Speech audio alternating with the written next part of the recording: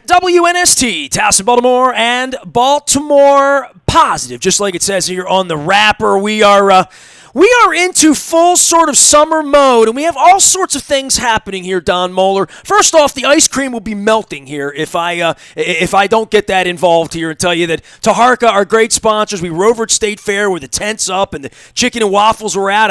I meandered over there for lunch, Don. I actually had lunch at State Fair. Very unusual for me. Delicious lunch. I had a big salad, man. How you doing over in Catonsville? Catonsville is doing well. As you said, our sponsors are out there working hard. I had a terrific tour of the what will be the new Fadley's. Fadley's staying in the city in their historic location in the new Lexington Market, but also opening up its first suburban location in Catonsville.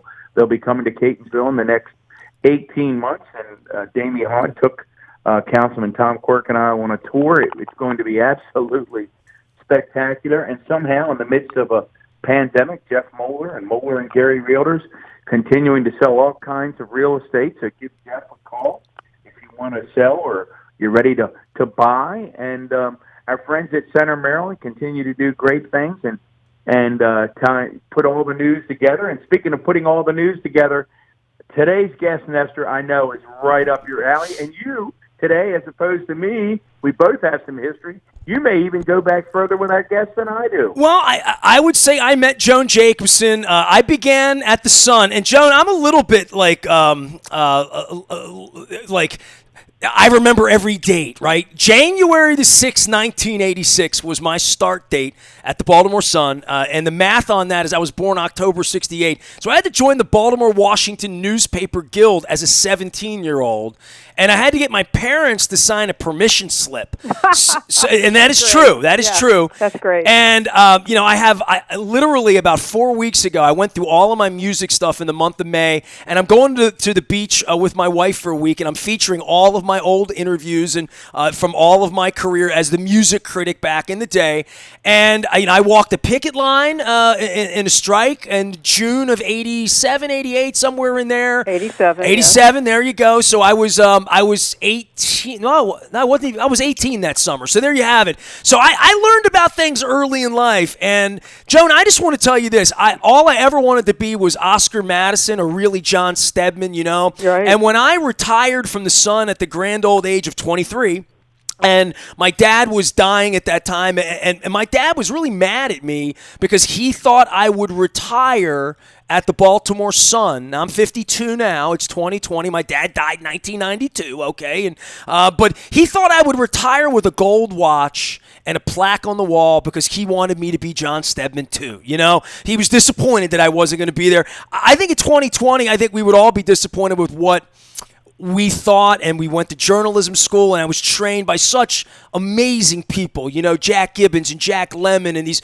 people that I think about when people like Don Moeller, quite frankly, that are the good angel on my shoulder, showing me the right way of truth and facts, and seeing David Simon and Rafael Alvarez arguing in the middle of the night when you're 18 years old, coming back from a crime scene. Right. Joan, where we are with the newspaper, this is a really important segment, and I just want to set it up that way to say all my life, all I ever wanted to do was work for a newspaper. I wrote a bio a week or two ago thinking about running for mayor where I said on my tombstone it will say writer because that's what I believe I am. We need to really think in this country about journalism and newspapers. And welcome to the show. I'm going to give you all the oxygen you can, but I want to let you know I'm on your team with Save Our Sun. Great. That's really nice, Nestor.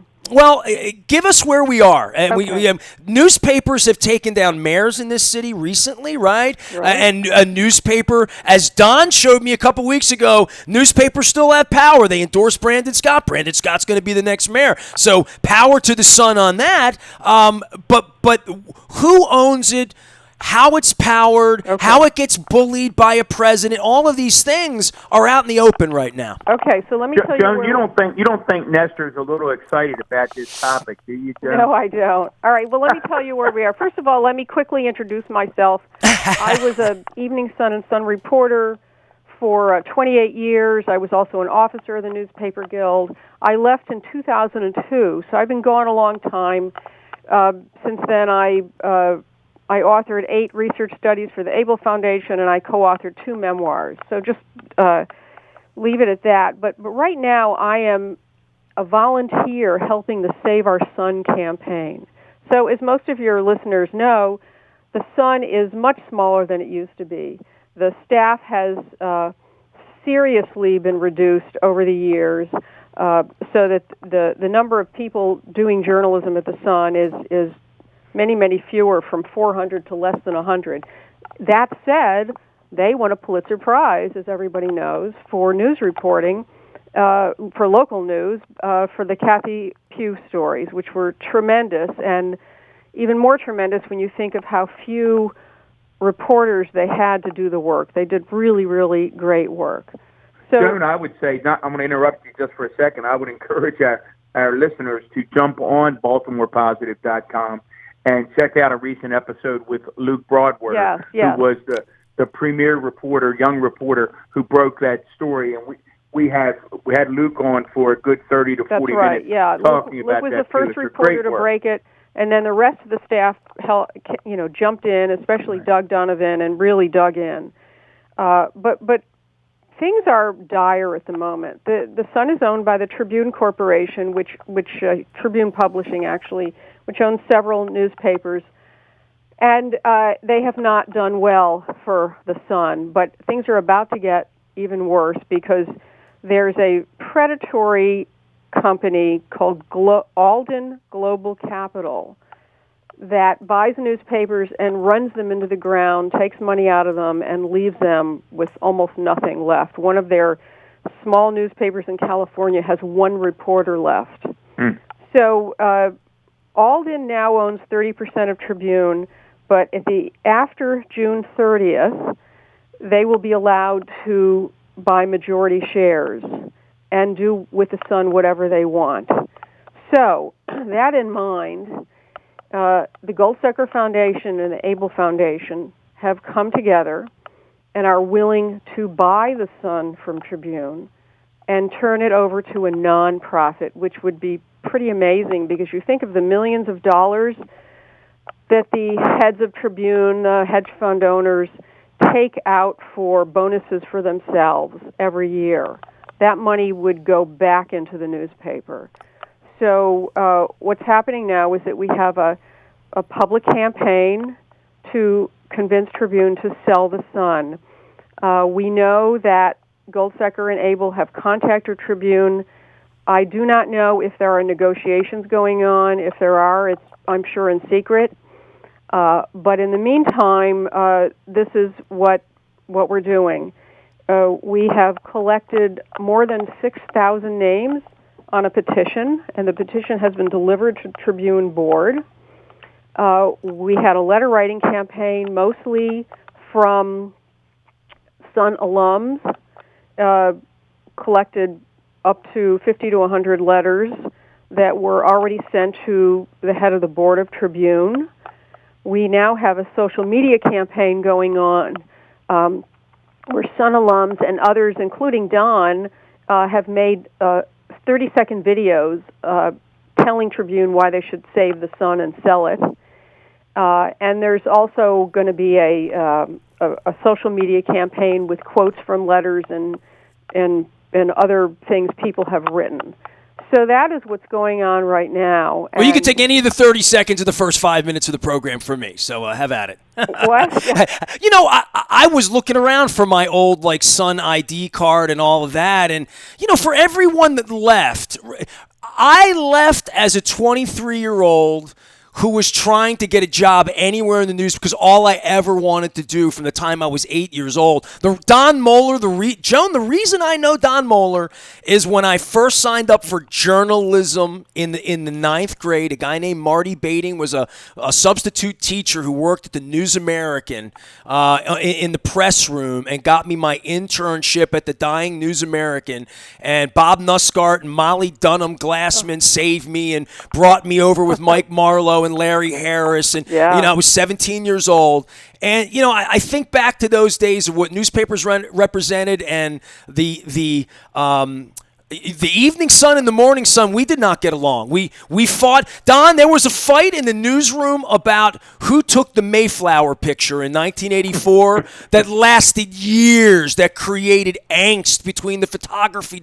It was incredible, but I think back to that era and how bad I wanted to be a newspaper reporter and where that 12-year-old, 15-year-old kid is and what's happened to the industry. When I left in 93, I didn't think there would not be a newspaper. I didn't think there would be an internet. But I think when the internet came along, and you left kind of sort of when the internet began, but there are all of these people like us, these alumni, who want the Luke Broadwaters, the Manny Machados of the Baltimore Sun to not be at the New York Times. I mean, Don, right. you mentioned was at the Baltimore Sun. Well, he was because he hit 70 home runs last year, and he's going to play for the other team now because and to really read up, and Joan, I'm on this Vanity Fair piece here, right, about hedge fund vampire, right? And I start to, because I still read and I love journalism, and I really worry about this because I saw the Examiner try to come in here, and I remember the beginning and the end of that, and I had a bad experience there, and I was going to be one of their columnists till they found out that I was going to write what I wanted to write, and they fired me the first night they went into business. I could write a book about this stuff and how much I wanted to be involved in telling the truth, right? And we're really at a very Orwellian point here where people don't trust newspapers, they don't trust politics, they don't trust anything, where people like Don and I certainly was brought up in this way. My father loved newspapers. It was how I was taught to read when I was 3 and 4 years old, was reading the sports section of the Baltimore Sun every morning with Bob Maisel, and people don't trust stuff, and I'm really worried. I don't know what the future is with the gold sector, the idea, and Matt Gallagher and I have gone back and forth about who supports it, local businesses, the classified ads going away in Craigslist, and the business model. But I don't know where the business model is, but this is very interesting that it becomes a bit of a community trust, right? That in the way we would envision it in 2030, not what it was in 86 as I remember it. No, I wouldn't quite. It could be sort of like a community trust, but a nonprofit. And so you totally reconfigure where the money goes, how it's made, and how it's put back into the business. That's what they need. And I just add one thing to what you said about people don't believe the news. Well, I think actually there are a lot of people who do believe the news. And in Baltimore, what I've seen is that as the paper's gotten smaller, people have abandoned the Sun. And so I know educated people who read the New York Times cover to cover every day or read the Washington Post, and they say, well, I don't read the Sun anymore. And they have huge gaps in their knowledge of Baltimore and Maryland. And you mentioned something that you think everybody knows, and they know nothing about it because they haven't read the Sun. So I think that there's a bigger problem here, in addition to the Trump world where people don't believe real news and don't believe the real truth, is that people need to come back to the Sun now and subscribe and read it. Well, Joan, as you know, in the little video that I did, I alluded to being a little boy who loved, the sports pages because they were writing about my heroes, and I couldn't wait. And at that time, in my family, we got both the morning and the evening Sun. And oh my God, I was on the steps waiting for the evening paper every day. Right, and waiting for it to come. And to your point, Joan, about the importance of it, and I want to talk about some examples because I know you have some examples of where this model has worked. But as someone who has grandchildren, I guess I've become a bit of a missionary about how people become educated and how their vocabularies, for example, become more expansive. And I'm not sure that you can do that with a generation of young people without them being exposed to the written word and continuing to expand their vocabulary by interacting with text. I don't believe there's any other way to do it. Yeah. And I think it's that important. And we have some models out there. I know people have alluded to the Salt Lake Tribune and the Tampa Bay Times, and I think even the Philadelphia Inquirer, right, are models? Yes. Philly Inquirer is run by a nonprofit now. That's right. So It's been done. It can happen. Well, in finding this, where does our audience, where is the activation for Baltimoreans who love the Sun, subscribe to the Sun, or need to be awakened to say we can't be a zero newspaper town, and these other places that these Aldens have gone? I mean, I think about New Orleans. And Joan, professionally over the last 30 years, I've morphed from taking phone calls to talking to experts from a sports perspective. And part of my whole world was when the New Orleans Saints and the Ravens get together, calling down to New Orleans and looking for the beat writers, right? And I have literally in the last 15 years watched this evaporate, right? Watch these reporters and friends of mine who used to work for the Buffalo News not be there anymore, or the Cleveland Plain Dealer, my God, the Cleveland Plain Dealer, when you think about the Baltimore-Cleveland thing, and Don, I know you know this, that triangle because of the Ravens and the Browns and all of that stuff for years and years, that's where all of the information that all of us used as resources as to how did the team get here and who's paying for it and how did the stadium get. Yeah, and it really, when I do go out and talk to people, I literally am amazed in the Trump thing, and Don will tell you, I wrote a book on the Ravens 7 years ago, and no one wanted to read it, and I realized, man, people don't read anything. They don't even read what they love, and that it really does worry me. Right. Well, and as you said, the Cleveland Plain Dealer is a good example. It's just been decimated. So I think Don's right. You need to bring people back. But if you look at newspaper websites, it's not just the written word now. There's so many videos. There's so much live streaming. So there's a way to suck people in to read the written word. And I think that a new and improved Baltimore Sun owned by a nonprofit could bring people back. I mean, when was the last time you saw promotional advertising going out on the airwaves and saying, read the Baltimore Sun, this is what you can find in the Baltimore Sun? They used to do that. They used to have campaigns to get people to read the paper, and that doesn't happen. They could do that all over again. They could find all kinds of ways to bring people back.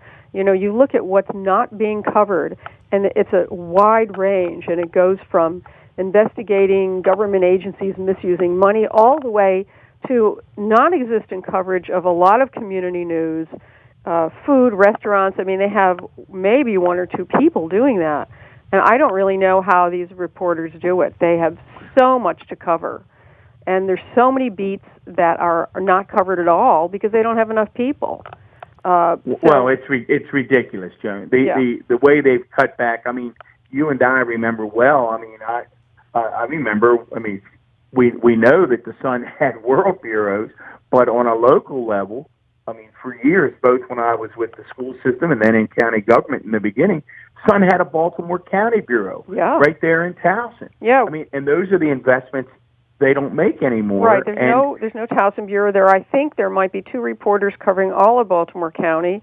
Right. When I was there, I was in Baltimore County twice, once in the 70s and once in the 90s. In the 90s, there was a bureau of maybe a dozen reporters. Right. Only bureau I wanted to work at was the Ocean City beat in the summer, back in the day. We did have an Ocean City beat. I remember that beat, man. I applied for that beat, and they said, no way. That was back in 88 or 89. Joan Jacobson is here. We were, at one point, on the 5th floor together down at 501 North Calvert Street. Right. And I want to encourage everyone out there in our Baltimore Positive community, on behalf of Don Moeller, who loves newspapers. Don, you and I had that in common, right? Reading the paper. We were little boys, right? When I listened to Joan talk, and before we let Joan get out of here today, I want to really talk about some of her takeaways from her great work even after she left the Sun. But a couple of quick questions, Joan. If people want to, because it sounds to me, and we're going to get this interview up right away because we know the clock is ticking. Sounds like the clock is ticking. Yes. If people want to weigh in and help your effort and save the Sun, what can they do right now when they hear this interview? Well, they can certainly go on the Save Our Sun website. Just look up Save Our Sun, Save Our Baltimore Sun, I believe, and sign the petition. It's saveourbaltimoresun.com. They can sign up to get information. They can sign up to to support and sign the petition, but also they can buy the Sun. They can subscribe to show there are more people interested, to show there's a bigger readership. And as I said, there's a lot of people who are not reading the Sun. And if you get a digital-only Sun, it's not expensive. I'm showing the website right now. I'm actually up on the site, saveourbaltimoresun.com. There's several little click-throughs here, what you can do in joining, why a locally owned nonprofit Sun, and Save Our Sun, and read how. There's also the hashtag Save Our Sun, Hun, H-O-N. Make sure you spell it appropriately, just like Hunman did down on 295. Saw a new sign up down there a couple weeks ago. But for Baltimore and for the importance, Don, I want you to weigh in as former Baltimore County executive. And Joan, everyone, refers to him in that way and all that, and he's trying to get me working on titles, and I just started calling Brandon Scott council president. Now I got to call him mayor, so I'm working on all this. But Mr. Mayor. Mr. County Executive, Mr. CE. I call him DI because that's what his family name from all these years. Don, I want you to weigh in on why this is important, from having been a principal, a guidance counselor to me, a guy who guided me into trying to be a journalist, quite frankly, got me into my first journalism class in ninth grade. But for if this goes away, what does this mean when we're talking about trying to eliminate corruption in politics, which really you would express that would be at the heart of why I started Baltimore Positive, right? Oh, it would be tragic. It would be absolutely tragic. A couple of quick stories to that point. First, I've told several times on Baltimore Positive since we've been up and running almost 250 episodes. But, Joan, you'll remember the Baltimore Examiner, and the morning that the short-lived Examiner closed its doors and went out of business, another reporter called me. I was, at that point, communications director for Baltimore County Executive Jim Smith. And they called and said, and the Examiner was a conservative paper, had been pretty tough on Jim Smith and other Democratic leaders across the state. And the reporter said, well, I guess I know the answer to this, but I guess county executive's pretty happy this morning, right, that the Examiner went out of business. And I said, well, if you think you know the answer, my gut is you don't have a clue what the answer is. Yeah, that's not how you begin an interview, by telling somebody you think you know what they're going to say. Right. And I said, but I'm pretty sure the answer that you think you have in your mind is not the answer. So give me a second. I'm going to walk down the hallway. So I walk down the hallway and I pop into Jim Smith's office. I said, hey, boss, I'm pretty sure I know what you're going to say, but how do you feel about the Examiner going out of business? And he goes, Don, it's awful. It's awful. He said, a free press that asks tough questions, that holds your feet to the fire, is what makes sure democracy continues to work in the United States. I said, okay, pretty sure that's what you were going to say. Right. I went back and said to the reporter, if anybody that thinks that the county executives popping champagne because a newspaper went out of business, they don't know Jim Smith. He really was saddened, even though they had beat him up pretty bad from time to time. That's, I guess there are three stories. That's one. Second one is, I noticed that Pam Wood, who's covering the state now, has been furloughed. I've noticed a couple of times she's saying, I can't report today because I'm on furlough. And I'm thinking, how sad is that? Because here's another really outstanding young reporter who works tirelessly. I mean, hours that Pam puts in. Let me jump in here about Pam. Everybody thinks Pam Wood is the only person who's furloughed. So let me just make a sort of an addition to what you're saying, and I'm sorry to interrupt. But, no, please do. So the current, owner of the Sun is not great. And so what they did is they threatened layoff because of the economic climate. And the Newspaper Guild members voted. Instead of losing some of them permanently, they have agreed to these unpaid furloughs. I believe it's 1 week for each month of the next 3 months. Some of them have also gotten a small permanent pay cut. This is while the people who run Tribune are getting millions, okay? Yeah. And so I think that Pam Wood might have put it out on social media, and so people are flipping out because she is a fantastic reporter, and she's one of the best ones, but but she's just one of all of them. All of them. She's part of it, right? She's right, and part no of matter the how team. much seniority, you still get a furlough week. So she's not losing her job, and she's not the only one furloughed. Anyway, I'm sorry to interrupt. No, I'm glad you did interrupt and point out that she's part of a larger team. My point about Pam, and again, it goes back to the importance of a free press, was that Pam covered, when she was the Baltimore County reporter, she covered my former boss, God rest his soul, Kevin Kamenetz, extensively. And she was as tough as could be on Kevin. And Pam, whether it was asking me or pushing me over and over and over, or Kevin over and over and over. But that's part of your job, right? Kevin, like your gig is to get asked tough questions, Nestor, right? It was their job.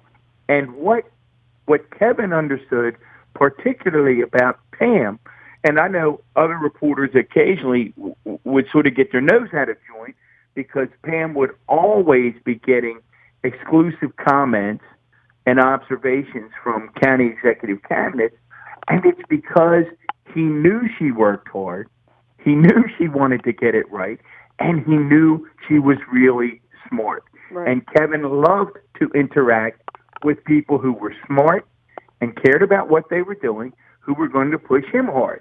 So again, without a daily Sun paper, I don't know how we get that kind of coverage. Joan, as you said, without a Sun paper, and Nestor, without a Sun paper, Catherine Pugh is still mayor. Well, that's possible. Although I think the FBI was probably onto her for a while. That's my guess. Yeah, but you're right. And just to give a shout out to the other, news media in town, the Sun has always covered a broad spectrum of news. There are smaller groups. There's certainly Baltimore Brew, which is my favorite, run by my friend Fern Shen and Mark Reuter. And, two reporters who are really seasoned can do a lot, but they can't do everything. And, then there's always Jane Miller, WBAL, who, who's amazing. But my good buddy, I always say, Joan, and Nestor's heard me say it a million times, and Jane knows because we laugh about it, and I consider Jane a good friend. But I used to kid her. That my staff knew that the most dreaded words in my position as chief of staff or communications director was when my assistant would walk in and say, "Hey, Don, Jane's on the phone." Yeah, go, absolutely. And Joan, there's been a threat that we're going to interview Jane Miller on this show. Turn the table on her. That would be great. She's terrific, yeah. Joan Jacobson is here. Save Our Sun amazing. and SaveOurBaltimoreSun.com, the way to get there. Joan, I want to turn this back just one more moment on you mentioned unions. I sort of mentioned early on that I walked a picket line and my parents signed a permission slip to get me into the Baltimore Washington Newspaper Guild.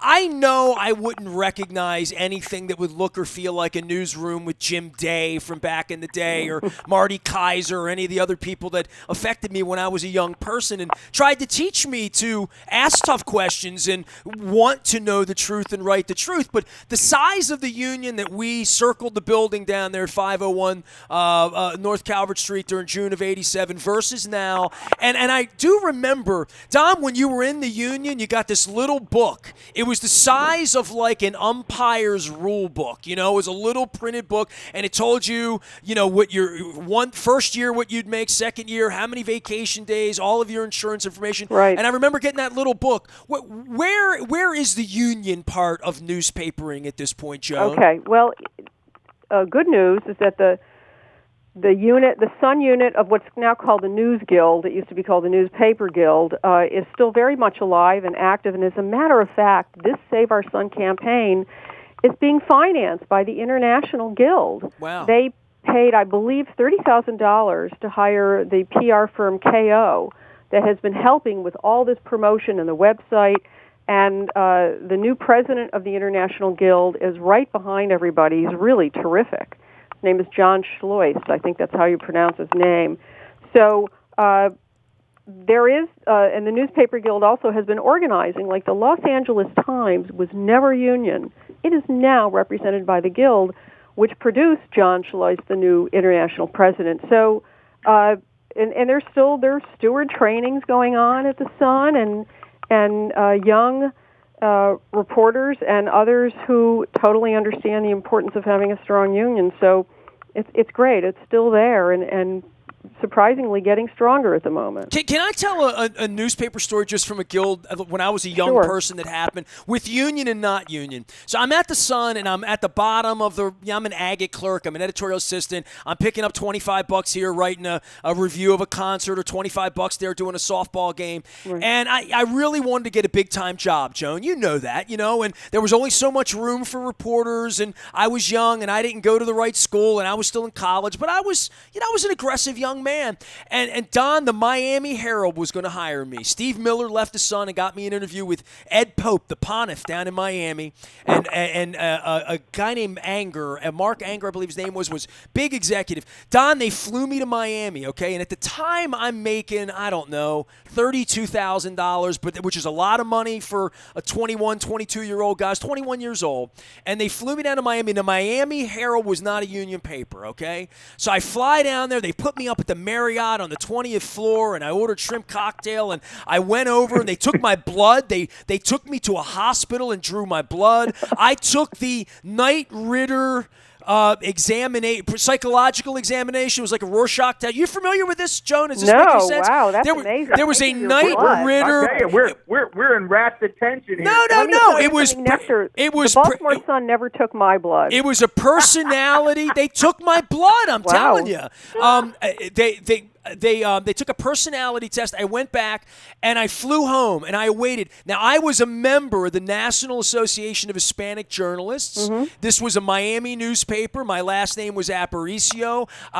So they offered me a job at the time. And they said, you come down and you bring your 5-year-old boy. We're going to have you cover high school sports in Liberty Heights and Overtown, where there had just been riots, right around the Super Bowl of '89, and I was going to cover those high schools for the sports section, and they offered me $17,000 to move to Miami. Right, that's right. Tom, what do you think I did?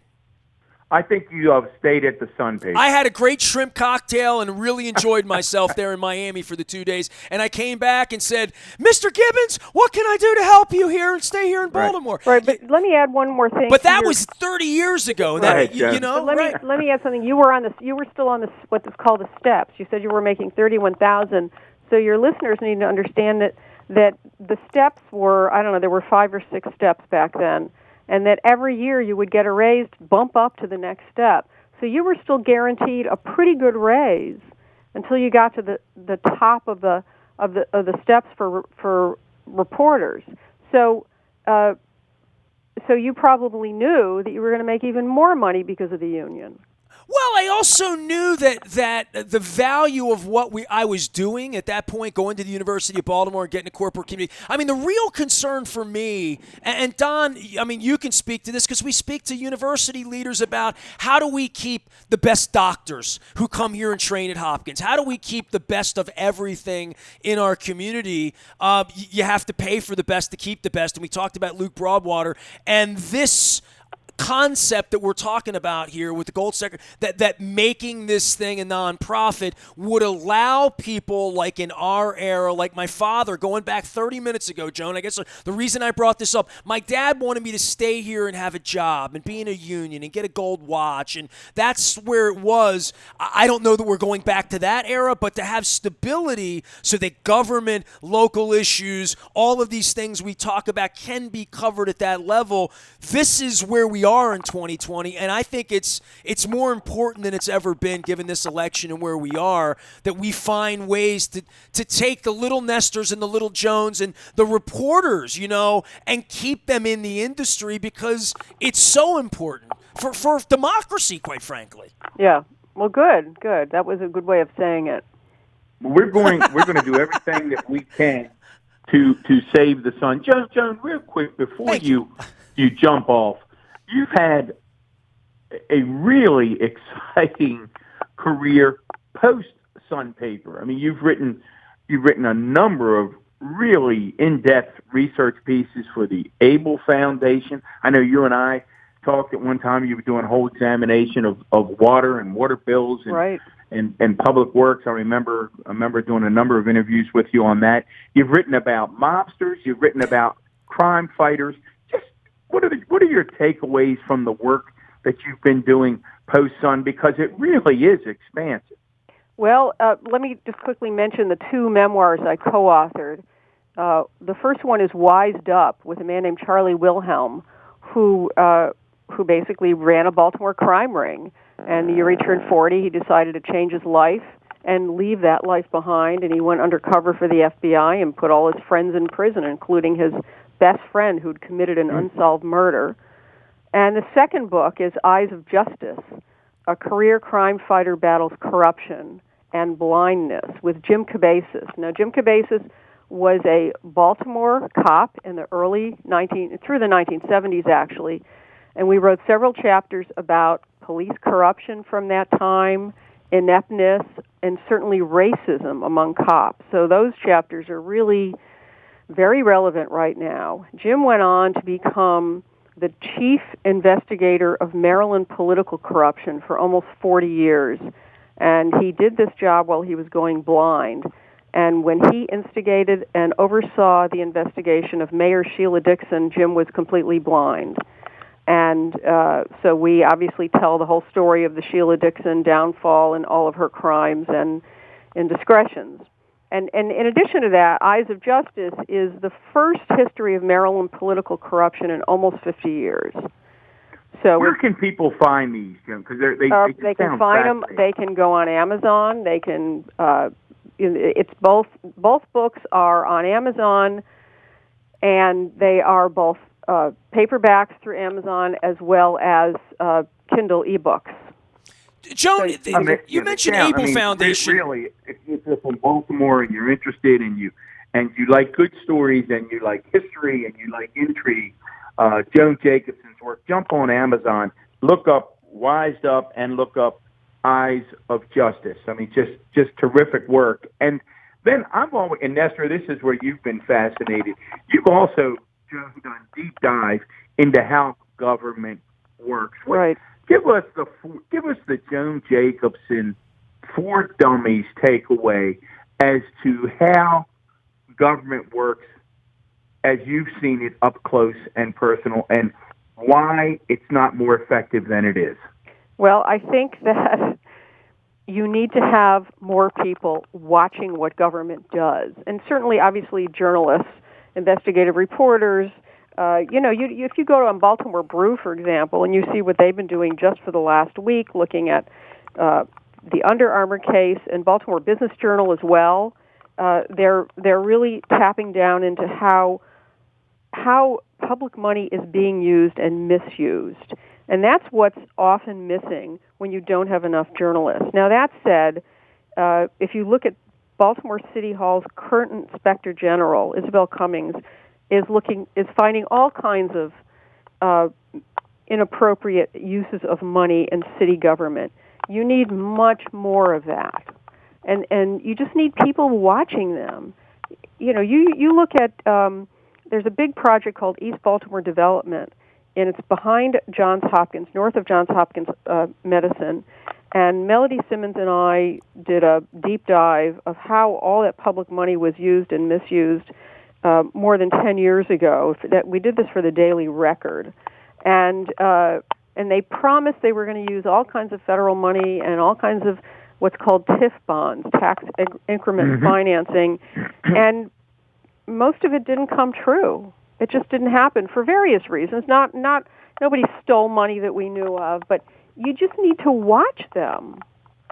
You can't expect government to do the right thing all the time. You have to have somebody watching them. Well, I caught your piece on Sheila Dixon a couple of weeks ago and at Baltimore Brew and sharing that. I want to ask you about the Able Foundation, because when I think of A.S. Able, I think of the Sun. I don't know if that name means as much on the streets as it would to a kid who grew up reading it and knew about it. What A.S. Able and the Able Foundation, give me a little history lesson on that, Joan. Okay, well, A.S. Able was the original owner of the Baltimore Sun, and the owner until, I can't remember what year, the paper was sold to the Times-Mirror Corporation. It was in the late 80s. I remember that phone call from late Jack 80s. Gibbons. Yeah. The Able Foundation, the Able company owned the Sun, and in addition to that, the company had a small charitable foundation called the Able Foundation. When the paper was sold to Times-Mirror, the foundation got a windfall of several $1 million. And so that funded, to this day, a pretty substantial foundation. Able Foundation is headed by Bob Embry. It has amazing people working for him, super, super smart people. And they give money away to any good cause that will uplift Baltimore City. And they do research studies, too, and I did about 8 of them. And some of them had to do with housing programs in the city gone awry, the insane water affordability problem in Baltimore City, where the amount of money the Baltimore City government is charging people for water is too high. People can't afford it. Issues on education. So the Able Foundation has become a big player in Baltimore. And so it is logical that they would be interested, along with Goldsecker now, to actually put up enough money to buy the paper. I mean, there are other Tribune papers out there where the people who are, the reporters in them are trying to find owners or who would purchase the paper. In Baltimore, we already have somebody who's going to put up the money. Are you optimistic when you wake up in the morning and you take on this fight each and every day? Where are you on the optimistic meter as the clock is ticking? What do you say to folks? Well, I'd say that we have to push forward and be optimistic. Whether or not there's a chance Tribune will sell, I have no idea what's going on, and that's being held very closely among the the people who are trying to buy it. But I think we are all being optimistic. And let me add a couple of names here. The people at the Sun who are helping run the Save Our Sun campaign include a longtime reporter named Liz Bowie, who's an expert on education. And terrific reporter. Terrific. And a young reporter named Lily Reed.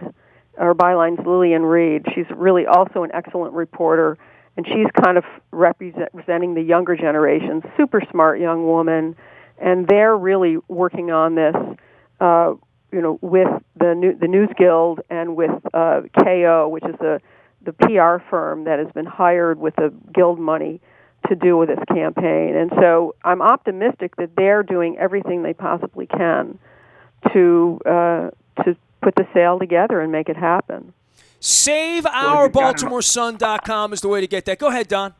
No, I was just going to say you've got an all-star team.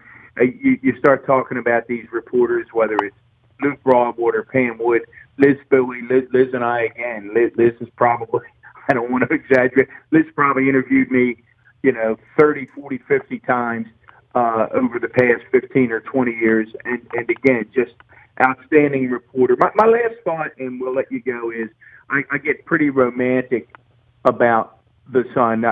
People kidded me over the years. We always take, we're not this year for the first time, like many others, we won't be going to Ocean City because of the pandemic. Hopefully we'll be returning next year as a family. But my routine, even though it's on the phone, even though I can read it digitally, my routine every morning is to get up before everybody else gets up, walk across to the 7-Eleven, get a paper, get a coffee, come back on the porch, look at the ocean, and read the Sun from cover to cover. And it would be tragic if future generations don't have that opportunity.